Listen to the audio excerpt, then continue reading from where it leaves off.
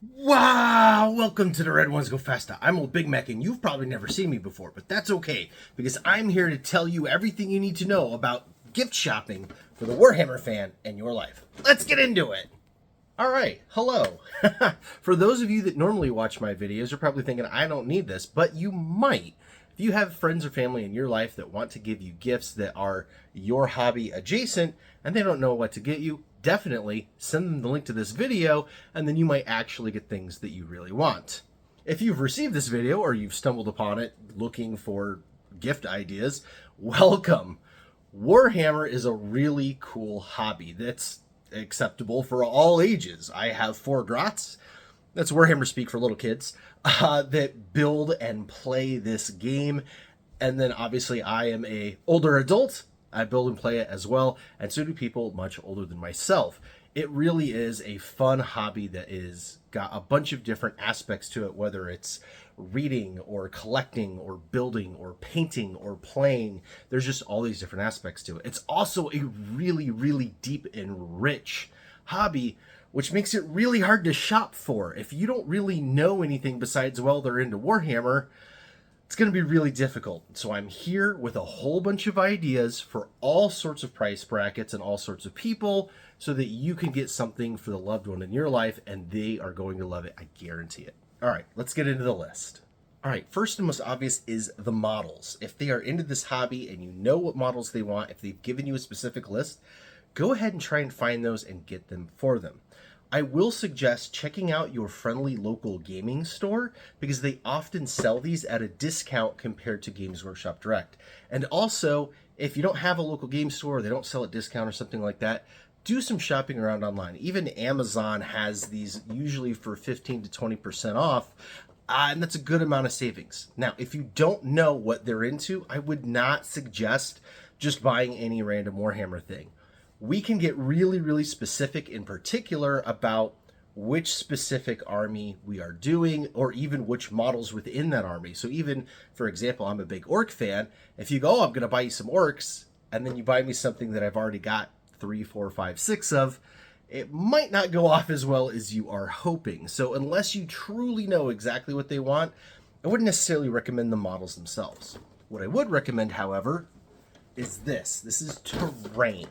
Now, to play this game, any version of it, whether it's Age of Sigmar, Warhammer 40,000, Kill Team, Necromunda, Blood Bowl, the list goes on and on and on, every single version of the game has terrain specifically for it. So if you do know which game system your person plays, for example, this is Age of Sigmar, you are so going to have an excellent win by buying terrain. You see, the terrain can be really expensive and also really, really cool. And we tend to not want to spend our own money on it because we're so busy building up our armies. And it's not always practical to go and spend the money on terrain. But it's a really cool kit. You're guaranteed that they're going to be able to use it because you need terrain no matter what faction you play. And it's always fun, even if you don't necessarily play the game or play competitively, to have a few terrain pieces to put in your display case for your army to stand on or around. So yeah, terrain is always a good idea. All right, my next one is called consumables. If the person in your life that is into Warhammer is big into building them or painting them, they're going to go through a lot of this kind of stuff. These are hobby consumables. They're things that wear out as you use them. So replacement X-Acto knife blades, new bottles of glue, plastic glue or super glue, brushes, not necessarily good brushes, even cheap brushes. We end up using a lot of cheap brushes for all sorts of different effects and really caustic, nasty chemicals that eat up good brushes. You use cheap brushes to put those effects on the models or on the terrain, and you kind of go through them. But nice brushes are also good. Sanding sticks. Again, these wear out and you need them to sand off and file the little mold release lines. And paint. You always go through paint. You could always use more paint, more colors, more options. There's a bunch of different stuff out there. Now, I have in the past, in fact, last year's video, I'll throw a link up there, talked about very, very specific products. I have found as the time has gone on that you don't necessarily need to have specific products, because even if this is not my preferred paint range, if I got a holiday present of some paint of not my paint range, I'm still going to try it. We tend to like trying new paints and new things. And so it's actually, you kind of can't go wrong with different paints. Same things with like cheap brushes and sanding sticks and whatnot. You don't need a specific brand. They're all, pretty universal. So feel free to go into, again, if you've got a friendly local game store, look at all of their consumables and pick up some things. They make great stocking stuffers and things like that. If you're really unsure or you want to know, like, okay, maybe they do have a specific brand, go look at their workbench and look at what they have and look at what brands they are, and that'll help you narrow it down some. I'll show you mine. All right, this is going to be pretty representative of your average hobbyist workspace. Pretty messy, but you'll notice I clearly have a preferred paint brand over here, maybe a secondary one over here. There's the brushes and the glues and things, and it kind of gives you an idea, plus like diorama paste and whatnot. You could just kind of take a look around and go, okay, I'm seeing a lot of the things that say Tamiya. I'm seeing a lot of things that say Citadel on them. That gives you a good idea on what to get. One of the safest bets when it comes to consumables are these things. They're called grass tufts. And yeah, they're like little miniature pieces of grass, and they are sticky on one side so you can stick them down to your model. Almost every modeler uses these on their bases of all sorts of different descriptions. I've got a whole drawer full of them, and frankly, I would never turn down more, even if they're not necessarily the specific brand or color that I use. Having a variety on the models is more realistic. Having extras to use on terrain pieces, or maybe there's a new army I'm getting ready to start and I'm gonna change my tufts up for that one. You really can't go wrong with these. These, again, great stocking stuffers.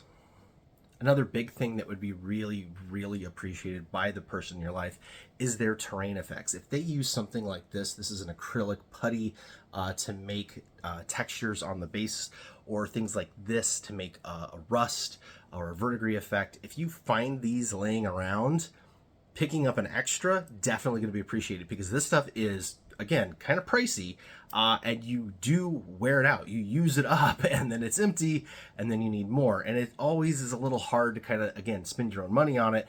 Getting this kind of thing as a gift would be great, because it's like, oh, great, now I've got more to finish my models or do more. I don't have to worry about getting some, and I can spend more of my own money on the actual models themselves. So yeah, great gift ideas if you find any terrain or diorama or effects laying around. All right, if you've got kids that are into Warhammer and you're not real sure what they want, this next category is a great one, and that's Warhammer toys. You see, there are a number of toys available, whether officially licensed or a little gray market, but there's all sorts of fun things out there. This is an action figure from McFarlane. I had to go steal this from one of my Grouts rooms, who has quite the collection of these.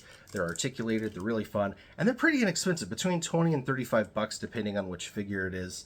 And they have a whole bunch out there. There's some Amazon affiliate links down in the description below if you want to take a look at some of these things. It doesn't cost you any extra. It has a little kickback for old Big Mech here. But yeah, you can find these all over the place. I've seen them in Target stores and stuff like that as well. If the person is more of an adult or a teenager, or this is a little bit too toy-like for them, there's also a company called Joy Toy that makes adult collectible action figures. They make a full line of Warhammer ones that are like really exquisite. For those, I would be more inclined to make sure you know what faction is your person's favorite before you go and buy. If I'm really into Space Marines and you buy me a Chaos Lord, I might not like that so much. So, again, the more adult they get, kind of the more important it is to be on the right one. But for kids, my kids love all the action figures, even if it's not necessarily their favorite Warhammer armies, because then you have bad guys to kill and pew pew pew at, So, again, a good idea. The other thing is there are Warhammer plushies. They've had a couple of them before, but most of them have been recalled and kind of had problems.